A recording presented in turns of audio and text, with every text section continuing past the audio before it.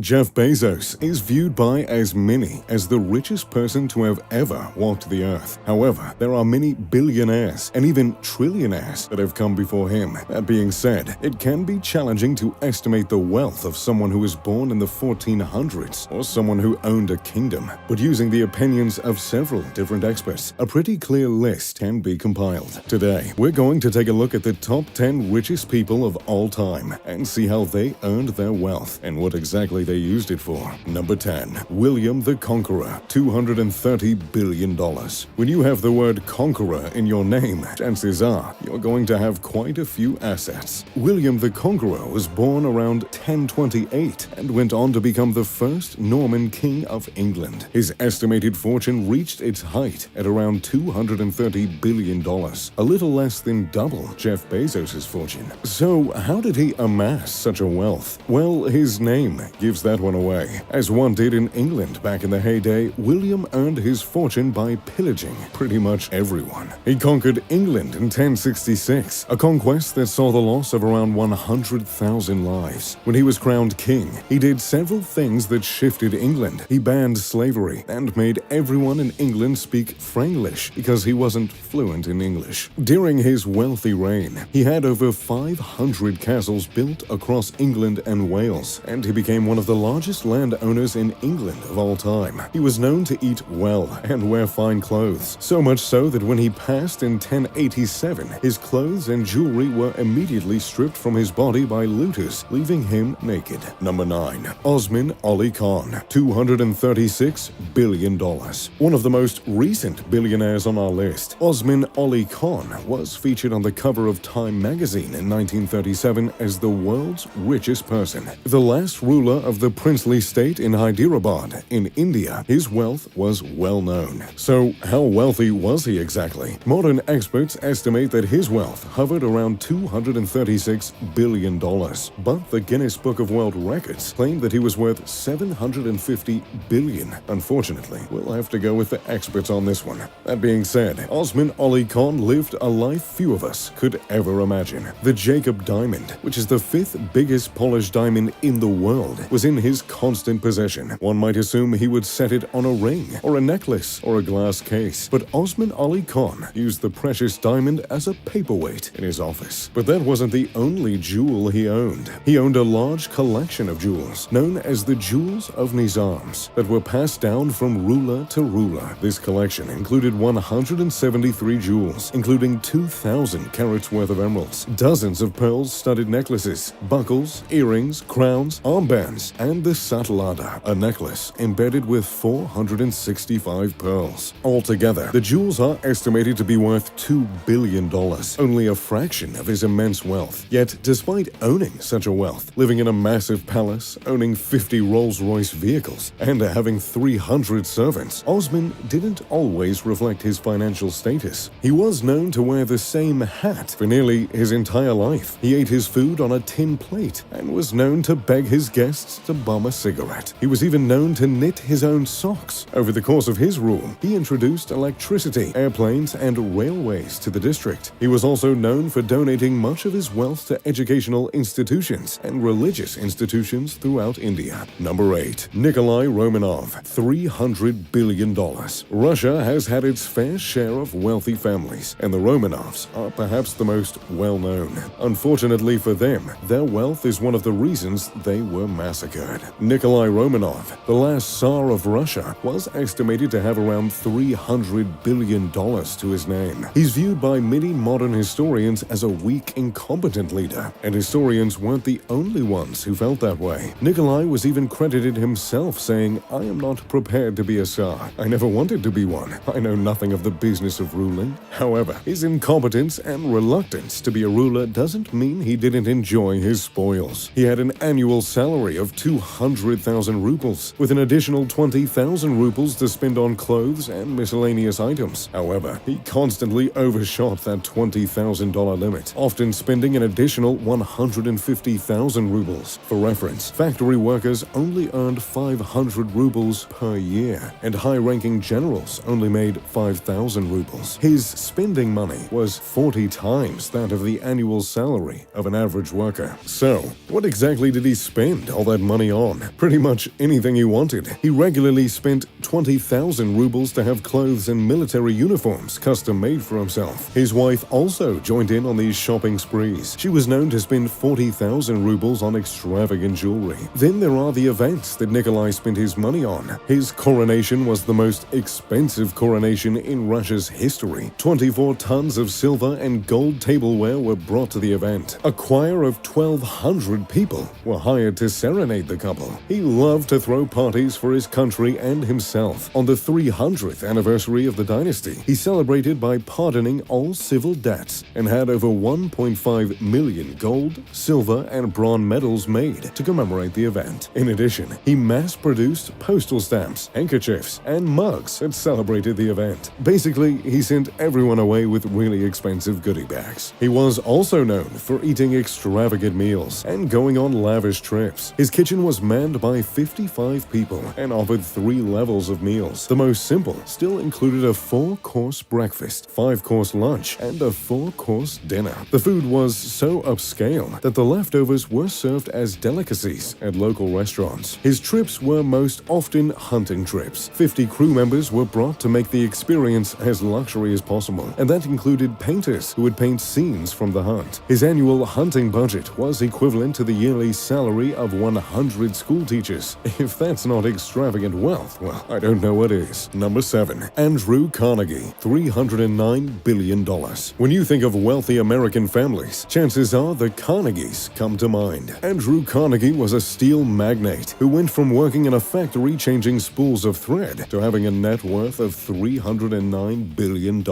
He started his early career working as a telegraph messenger. His success, hard work, and attention to detail led him becoming the superintendent of the Western Division of Pennsylvania Railroad by the time he was 24. His superiors at his jobs taught him about business and influenced his investing, which led him to investing a lot of money in the railroad industry right as it began to boom. After the Civil War, Carnegie left the railroad business and went on to develop several ironworks companies, namely Keystone Bridge Works and the Union Iron Works. He also launched the Carnegie Steel Company, which he sold to J.P. Morgan for an astounding $13 billion.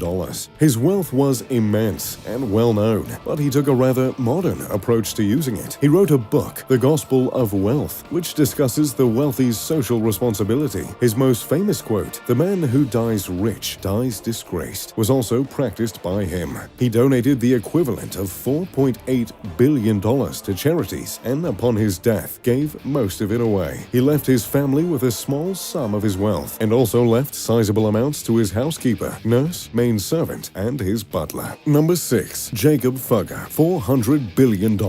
Jacob Fugger was one rich fugger. Jokes aside, Jacob Fugger was actually known as Jacob the Rich, and for good reason. He's estimated to have had a fortune of around $400 billion. Back in the good old 1400s, Jacob's parents earned their fortune trading textiles with Italy. When Jacob came of age, he started mining operations for silver, quicksilver, copper, and cinnabar. He had a talent for investing, and he often spread his wealth across many different industries, and it worked out pretty well for him. By the time he had truly made it, he was loaning money out to the Vatican. His money helped build many of the Vatican's buildings, including the Sistine Chapel. He was known to spend his money on some rather lavish things from time to time, and in a period of extreme wealth in Italy, that often meant building homes, art, and fine clothing. His wife greatly benefited from this. At one point in his life, he bought his wife 40,000 guilders worth of jewelry. His own home was 4 stories tall and was, at the time, a modern Renaissance building. There were water fountains and fireplaces in every single room. He was also quite a giver. He funded Fugare, which became the first low-income housing program in the world. There are 52 homes on the property that housed families in difficult situations. The yearly rent was 1 symbolic guilder, though the residences did have to pray for the Fugger family 3 times per day. Fugare is still standing with residents to this day, and they still only have to pay 1 guilder per year, which equals about 88 cents. There's no word on if they still have to pray for the family, however. Number 5. John D. Rockefeller, $400 billion. Good old Jeff may be the most wealthy American right now, but he's got a long way to go to beat the wealthiest American of all time. John D. Rockefeller. That name should sound familiar to you. The oil oil tycoon had a fortune of around $400 billion. He founded the Standard Oil Company in 1870, which began to skyrocket in value shortly after. At one point in time, Standard Oil Company controlled 90% of the oil in the United States. His personal wealth became so enormous that his fortune was 2% of the national economy. With all his money, Rockefeller lived an incredibly comfortable life. He owned houses across the United States. Most notably, he owned Kikuit, a 40-home room with views of New York City. The home took 6 years to complete and featured collections of Chinese ceramics and 20th century art. But the Kikuit home was just the beginning. The home was set on an estate that would come to be known as the Pocantico Estate. The estate covered 3,510 acres and included 75 houses, 70 roads, and 9-hole reversible golf course, outdoor swimming pools, several tennis courts, a full-sized bowling alley, billiard halls, and its own farm and gardens. Rockefeller wasn't well liked by much of the public, but as he aged, he really stepped his philanthropy game up. He donated 10% of his income yearly to charity. Number 4. Akbar I. Akbar I owned a massive empire in the 1500s, and he had quite a fortune too, estimated to have been around $500 billion, though some estimates say he was worth even more. As a direct descendant of Genghis Khan, he had ruling and conquering in his blood. He worked hard from the moment he took the throne to conquer as much territory as possible, tripling it in the size by the end of his rule. Known as the Mughal Empire, his reign stretched across India all the way into northern Afghanistan. He was most known for his religious tolerance, which was most unheard of in the time. Although he was Muslim, many of his closest advisors and the city leaders were Hindu. He took an active role in uniting the two religions and allowing individuals the freedom to choose. He was known for helping translate Hindu literature, and he even took an active role in Hindu festivals. Little is known about how his wealth was spent, but it is known that he had a lot of it. His empire controlled 25% of the world's GDP for years. His palace was said to have exquisite carvings, wall paintings, and extremely rare furniture. Number 3. Augustus Caesar. Julius Caesar may be more well known, but his heir, Augustus Caesar, was the rich one. He is the only confirmed trillionaire in history, owning a fifth of the wealth of the Roman Empire, which accounted for 30% of the world's GDP at the time. Most experts agree his fortune hovered around $4.3 trillion.